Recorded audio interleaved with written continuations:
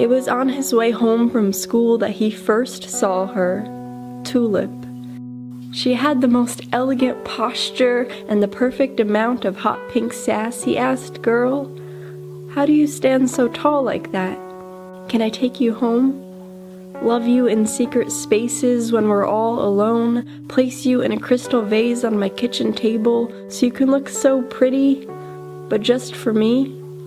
Her proud head nodded what he thought was a yes, and continued to nod long after she was stripped of her leaves and slipped into his long, narrow vase. And when she grew tired of nodding, she bowed her face, and when she grew tired of bowing, she withered away, and when she was only dust, resting at the bottom of his expectations, he buried the broken vase out back by the shed off layers of guilt until he could love again. And when he did, her name was Daisy, and Daisy talked too fast and loved even faster.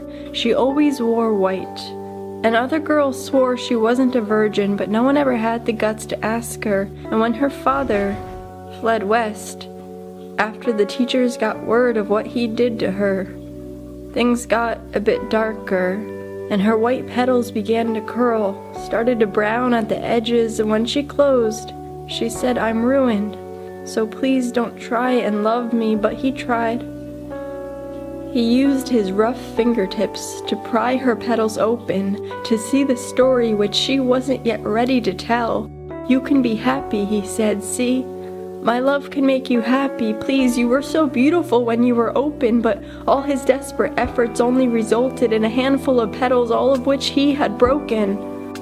That night the wind took her to the town across the river, and it's been 3 years since they've last spoken, and it's been 3 years since he's last loved.